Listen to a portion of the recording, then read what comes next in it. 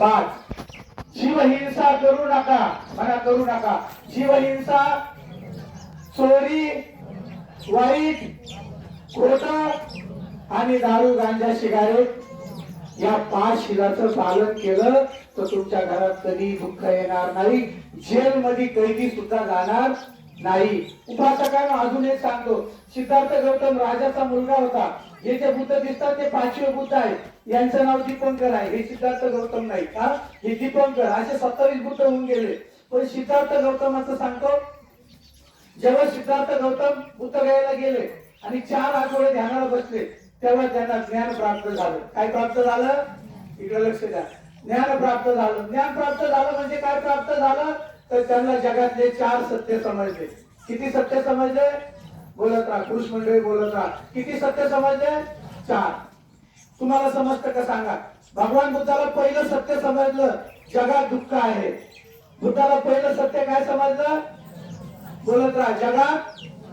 बुद्धाला दुसरं सत्य समजलं, दुःखाला कारण आहे. दुःखाला. बुद्धाला तिसरं सत्य समजलं, दुःखाचे अनेक प्रकार आहेत. दुःखाचे अनेक. आणि बुद्धाला 4थं सत्य समजलं, प्रत्येक दुःखाला उपाय सुद्धा आहे. नाही ना? सांगा परत. पहिलं सत्य, जगात दुःख आहे. पहिलं सत्य, जगात. दुसरं, दुःखाला कारण आहे. तिसरं, दुःखाचे अनेक. आणि 4थं, प्रत्येक दुःखाला उपाय सुद्धा आहे. राहील ना? हा, पहिलं सत्य, जगात दुःख आहे. जगात. म्हातारा होणं, मला दुःख आहे. म्हातारा होणं, प्रिय व्यक्ती निघून जाणं, दारुडा नवरा घरात राहणं, बायको बायको भेटणं, या जगात सगळं काय आहे. पण बुद्ध म्हणतात, कारणाशिवाय दुःख येतं का? बायको कोणी केली, अपघात कुणाचा झाला, कारणाशिवाय घरात दुःख येत नाही. भगवान बुद्ध म्हणतात, दुःखाचं कारण शोधा. अनुसयाला जायचं कारण शोधा, अपघात व्हायचं कारण शोधा, घरात भांडण होण्याचे कारण शोधा, म्हणजे घरात दुःख येणार नाही. तिसरं सत्य, दुःखाचे अनेक प्रकार आहेत. माझं आणि रवी भाऊचं दुःख सारखं आहे का? बोलत राहा. माझं बाबा भाऊसाहेबांचं दुःख सारखं आहे का? माझं भतीजीचं दुःख सारखं आहे का?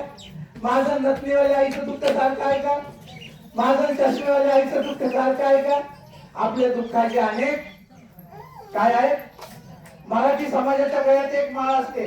किती महिन्याची असते? किती महिन्याची असते? 108. या 108 महिन्याची माळ भगवान बुद्धाच्या 108 तृष्णा आहे. म्हणा, काम तृष्णा. बोलत राहा, काम तृष्णा, भव तृष्णा आणि विभव तृष्णा. काम तृष्णा 36 प्रकारचे असते, भव तृष्णा 36 प्रकारचे असते आणि विभव तृष्णा 36 प्रकारचे असते. वारकरी संप्रदाय आणि नाथ संप्रदाय, रवी भाऊ, हा सनातन संप्रदाय भगवान बुद्धाचा. हा 108 महिन्याची माळ गळ्यात घालतो आणि या तृष्णा नष्ट करायचा प्रयत्न करतो. 4थं सत्य, प्रत्येक दुःखाला उपाय आहे. अनुसाय आई गेली म्हणून दिली भाऊ वर्षभर बसल का? तिचं राहिलेलं कार्य पुढे चालू ठेवत. म्हणून उपासकांनो, हे 4 सत्य ज्याला समजल तो मरण पावलेल्या व्यक्तीसाठी कधीही रडणार नाही. कारण मी सुद्धा मरण धर्मीच आहे आणि तुम्ही सुद्धा मरण धर्मीच आहात. एक दिवस तुम्हालाही जायचं आणि एक दिवस मला सुद्धा जायचंच आहे. फक्त जन्म आणि मृत्यूमध्ये चांगलं वागा, कुणाला दुःख देऊ नका, कठोर बोलू नका, कुणाची निंदा करू नका. शेजारी पाजारी मराठी समाजाचे, धनगर समाजाचे, वंजारी समाजाचे घर असतात. आपलं कोणी मरण पावल्यावर कोण धावून येतं? कोण धावून येतं? कशाला पाहिजे अॅट्रॉसिटी? कशाला पाहिजे जातीवादी भांडणं? कशाला पाहिजे कोर्ट कचऱ्या? हे भाड्याचं घर आहे. 80 वर्ष, 70 वर्ष, 60 वर्ष मिळालेलं आहे. हे एक दिवस आपल्याला खाली करायचंच आहे. मग कशाला पाहिजे फुगीरपणा? कशाला पाहिजे कोर्ट कचऱ्या? कशाला पाहिजे जातीवादी भांडण? हे सगळं सोडून द्या आणि चांगलं जगा. कधी मृत्यू येईल सांगता येत नाही. मी सुद्धा माझ्या आश्रमात जाईल, माझा सुद्धा भरोसा नाही. आणि तुम्ही सुद्धा भालेरा वस्तीच्या बाहेर जाताल, तुमचा सुद्धा भरोसा नाही. चांगलं वागा, चांगलं जगा. या कुणाला दुःख देऊ नका, कठोर बोलू नका. बापाने लेकाला जीव लावा, लेकाने बापाला जीव लावा, सुनाने सासूला जीव लावा, सासूने सुनाला जीव लावा. मेल्यावर लाडूचं जेवण, मेल्यावर पेंडॉल टाकायचा, आणि जिवंतपणे आईचा बायको समोर अपमान करायचा, तिला घरातून हुसकून द्यायचं, हे बुद्ध धर्मात चालत नाही. तुम्ही जर इकडे सासूला जीव लावलं तर तिकडे तुमच्या आईला कोणीतरी जीव लावेल. जसं पेराल तसंच उगवत. म्हणून चांगलं जगा. तुकाराम महाराज बोधिसत्व होते. 600 गाथापैकी 400 गाथा भगवान बुद्धाच्या जीवनावर लिहिल्या तुकाराम महाराजांनी. तुकाराम महाराज म्हणतात इथंच कर आणि इथंच मर. स्वर्ग नाही आकाशावर. कुणी आकाशावर स्वर्ग पाहू नका. चांगलं वागा, चांगलं जगा, कुणाला दुःख देऊ नका, कठोर बोलू नका. आपल्या बायांचे कोंबड्यावरून भांडणं, कुत्र्यावरून भांडणं, पोराईवरून भांडणं, वर्ष आपल्या बाया शेजारा सगळं बोलत नाही आणि मेल्यावर अनुसयाला फुलं टाकायला येतात. उपासकांनो, हे बुद्ध धर्मात चालत नाही. बऱ्याच महिलांच्या पिशव्या दिसत्या दुखवाट्याच्या. रविभाऊसाहेब अंधश्रद्धेवर बोला. बऱ्याच महिलांच्या पिशव्या दिसत्या. ज्यांनी जिवंतपणे अनुसयाला साड्या आणल्या असतील त्यांनी तिथं दुखवटे द्यायचे. ज्यांनी शिकपणी कधी आईला साडी घेतली नाही त्यांनी त्यांचे दुखवटे घरी घेऊन जायचे. मेल्यावर दुखवटे आणायचे नाही. मी एका कार्यक्रमाला गेलो, इतका गण झाला टावेलाचा, इतका गण. मला ते म्हणजे गुरुजी तुमच्याकडे मुलं आहे, 4-5 टावेले घेऊन जा. मी 5 टावेले घेतले. किती टावेले घेतले? 5 टावेले घेतले. सकाळी आंघोळीला गेलो, गुंडाळायला लागलो ते एवढंच टावेल. म्हणून मी आता बघणार आहे कोणी मोठे टावेल आणले. आणायचे असेल तर 200 रुपयाचे टावेल आणायचे. दुकानदाराला म्हणतात 10 साडी दे, तो जाळी पडेल देतो 200 रुपयाची. साड्या आणायच्या असेल तर पैठणी आणायचा. उपासकांनो, हे नाटक सोडून द्या. निवड दाखवला का? दाखवला. हा हो बाबा, तुम्ही खोटं बोलू नका. बुद्ध धर्मात निवड दाखवतात का? बोलत राहा. बुद्ध धर्मात निवड दाखवतात का? बरं झालं टक्कर मुंडन पिंडन केलं. तिथे भाऊ करू नका. मी एका कार्यक्रमाला गेलो, 500 मुलांनी टक्कर केलं होतं. म्हणलं का टक्कर का केलं? म्हणे आई वाढली, दुःख झालं. म्हणलं लय दुःख झालं. म्हणे लय दुःख झालं. मग म्हणलं तुमच्या बायकोचं टक्कर का नाही केलं? नाही म्हणे तिला कमी दुःख झालं. याच्यानंतर ज्याला टक्कर मुंडन करायचं असेल त्यांनी त्याच्या बायकोचं मुंडन करायचं, कारण तिची मी सासू मेलेली असते. म्हणून हे नाटक सोडून द्या. यांना म्हणलं निवड दाखवला म्हणे अजिबात नाही. आणि तिकडे आम्ही विसावा घ्यायला आमच्या खाली गेलो बसायला, तर तिथं क्वार्टर टाकेल होती, क्वार्टर दारूची. म्हणून कावळ शिवाना म्हणून क्वार्टर टाकली होती. म्हणून हे निवड आपल्या चालत नाही. गाडीचे बाबा म्हणतात निवड दाखवू नका. आज जिवंतपणे मेले कोटी ना कोटी, रडू कुणासाठी? प्रत्येकाच्या घरात अनेक लोक मेलेले आहेत. मग रडायचं का? जिवंतपणे आई बापाला जीव लावा, हे निवड दाखवायची काही गरज नाही. असंच मी एका तुम्हाला अंधश्रद्धेचं उदाहरण सांगतो.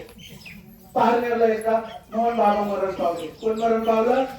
मोहन. बोलत राहा, माणसाचं नाव ध्यानात ठेवा. मोहन बाबा मरण पावले. त्यांची बहीण माझ्याकडे आली. मन गुरुजी, माझा भाऊ मरण पावला. बाबासाहेबाला लय मानायचा, कुणालाच मानत नव्हता. चला जलधारी दिला. मी बी गाडी काढली. पारनेर 1 किलोमीटर राहिलं. माझ्या गाडीच्या समोरून इतका जाड साप आडवा गेला. काय आडवा गेला? लक्ष द्या. काय आडवा गेला? साप. मोहन बाबाची बहीण माझ्या गाडीत बसलेली होती. मला म्हणे गुरुजी, मी त्या ड्रायव्हरला म्हणलं मार बाबा कुणाला सावंत तो साप. तर मोहन बाबाची बहीण मला म्हणे गुरुजी सापाला मारू नका. म्हणलं का? म्हणून म्हणे माझा भाऊ आला आडवा. आता मला प्रश्न पडला, मोहन बाबाला मरून 7 दिवस झाले, इतका जाड कस काय झाला? मी आईला म्हणलं आई मोहन बाबाचे का? म्हणे हा मुख्य जनावर आडवा आलो. मुख्य जनावर आडवा आलो, माझा भाऊचे. आईला म्हणलं इकडे या. मोहन बाबाचे? म्हणे हा. म्हणलं त्याला वैदिक ज्ञान कार्यक्रमाला चला. नको म्हणे चावल. आता भाऊ कधी बहिणीला चावत असतं का? असे आपले लोक सापामध्ये आई बाप शोधतात, गाडीमध्ये आई बाप शोधतात. आता इथेही मंडळी बसलेली. 1972चा दुष्काळ पाहायला यायली. हे मेल्यावर कावच होऊन येतील का? अर्ध्या भाकरी दिवस काढले, वरकीने खांद्या. हे महान संतांच्या जन्माला येतील. आई बापाला कावळ्या शोधू नका, दान धर्म करा. परंतु ते इतके वाईट नव्हते का त्यांनी आयुष्यभर घाणकात केला. म्हणून उपासकांनी अंधश्रद्धा सोडून द्या. चांगलं जगा, चांगलं वागा, जिवंतपणे आई बापाला जीव लावा. मेल्यावर तुम्ही किती मोठा फोटो लावला त्या अनुसार आईचा, काही उपयोगाचा आहे का? किती रडले, काही उपयोगाचा आहे का? किती भारी हार घातला, काही उपयोगाचा आहे का? जिवंतपणे सेवा करा. ज्यांच्या आई बापा आहेत ते आई बापाला घरातून हुसकून देतात. आणि ज्याच्याकडे आई बाप नाही त्यांना रडल्याशिवाय पर्याय नाही. अजून एक सांगतो रवी भाऊ, जोपर्यंत जोडी आहे, लक्ष द्या बरं महिलांनी, जोपर्यंत जोडी आहे तोपर्यंत संसारात जोडी आहे. दोघांतून एक जरी गेला तरी संसार संपून जातो. म्हणून नवरा बायकोने भांडण करू नका, एकामेकाला समजून घ्या आणि चांगल्या पद्धतीने जीवन जगा. बरेच लोक दहाव्याचं खात नाही, बरेच लोक सातव्याचं खात नाही. मी एका आईला विचारलं, आई दहाव्याचं का खात नाही? मला म्हणे मेले लोक मागे भागतात. आता याच्यामध्ये एक बाई जेवली नाही तर आई एकाच्या मागे लागेल, बाईच नाही कुणाच्या मागे लागत. पण 10 बाया जेवले नाही आईला दिवसभर केस का नाही तर जागाई जेवली नाही, जागाई जेवली नाही.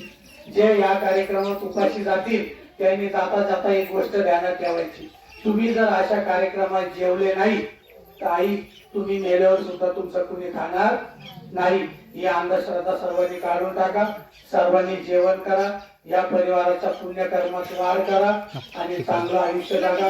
हे आमचं भालेराव परिवार आणि भालेराव वस्ती ही भूताच्या वाटेवर आलेली वस्ती आहे. फक्त रवी भाऊ या जागेला एक विहाराची गरज आहे. म्हणून आमच्या वस्तीवर अनुसाय आई असू किंवा बरेच महिला वाढलेल्या आहेत, बरेच आई वडील वाढलेले आहेत, सर्वांनी मिळून एक कुटुंबावर बांधा. म्हणजे या ठिकाणी आता ग्रामपंचायत 20 लाख रुपये अनुदानही देतील, भिकू निवासही बांधून देतील. शरद भाऊ, जोपर्यंत शरद भाऊ सदस्य आहे तोपर्यंत एखादं विहार मंजूर करून द्या आणि या ठिकाणी धम्माच्या विचाराने जगा. बुद्धाशिवाय पर्याय नाही.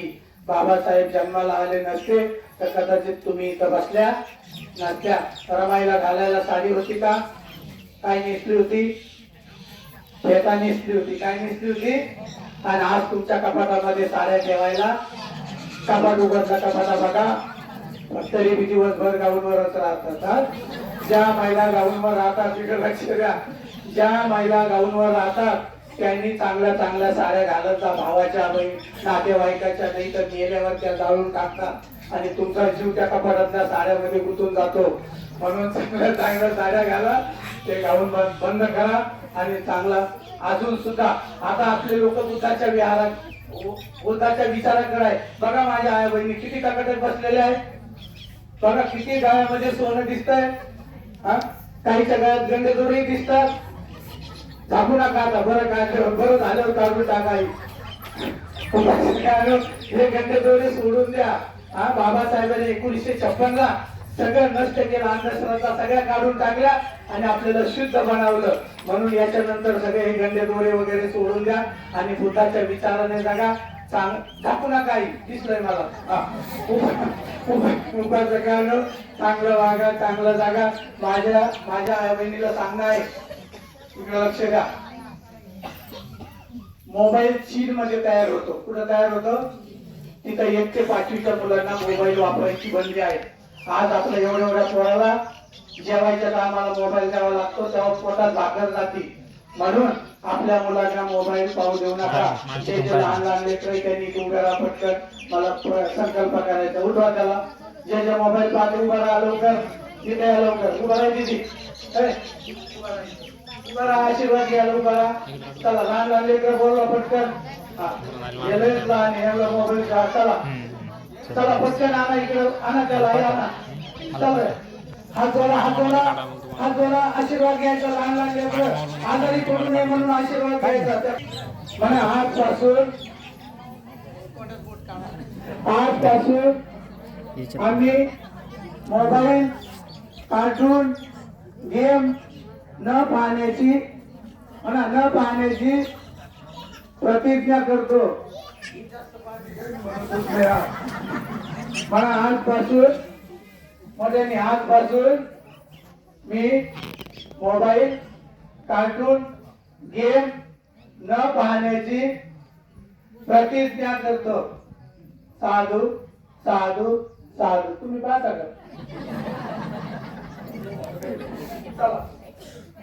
राग आला तरी चालन, मुलं रडले तरी चालन, पण मोबाईल देऊ नका.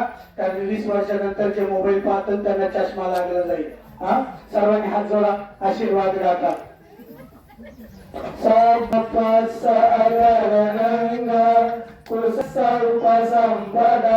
सचित परियोतपनं एतं बुधानुशासनं म्हणा साधू साधू साधू